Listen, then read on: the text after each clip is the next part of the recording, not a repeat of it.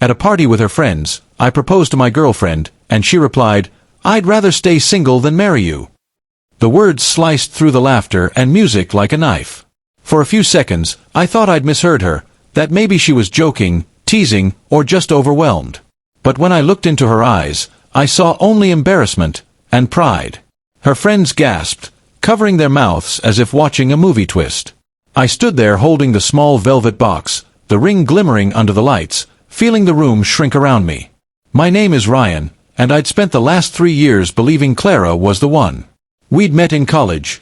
She was bold, confident, the kind of woman who could make a room stop just by walking into it. I was quiet, grounded, and I loved her with everything I had. I'd spent months saving for that ring, working extra hours after my job, just to make the proposal perfect.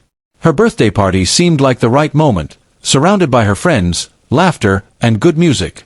But when I knelt down and asked her to marry me, she laughed nervously and said those words that would echo in my mind for years. "Ryan," she added, her voice low but clear, "you're sweet, but you're not what I want." Her friends exchanged awkward looks, some whispering, others chuckling under their breath. My heart thudded painfully. I stood up slowly, forcing a smile to hide the storm inside me. "Got it," I said softly. "Happy birthday, Clara." Then I placed the ring box on the table and walked out. I didn't look back. That night, I drove aimlessly for hours, the sound of her words replaying in my head. "Not what I want." I wasn't angry, just hollow. I'd loved her sincerely, given her everything, but I'd never realized how one-sided it all was. Over the next few weeks, I disappeared from her life completely. No calls, no texts. I quit the job where we'd first met and accepted an offer from a major tech firm overseas. It wasn't about running away, it was about starting over. 3 years passed. I built my own company, worked tirelessly, and invested wisely. By 28, I'd become a multimillionaire, not out of revenge, but out of determination. Still, somewhere deep down, that night never left me. Then one afternoon, while attending a business event back in my hometown, I saw her again. Clara.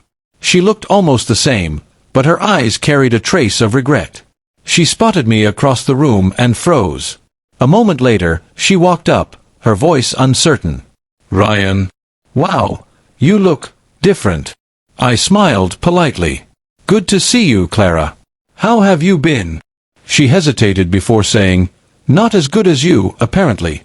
I heard about your company. Congratulations." Her tone was a strange mix of admiration and envy. I thanked her, keeping my calm, but then she sighed and whispered, "You know, I made a mistake that night." I raised an eyebrow. "Oh." She nodded, her eyes glistening. "I thought I wanted freedom, adventure, but I just ended up alone. Everyone I dated after you treated me like a trophy.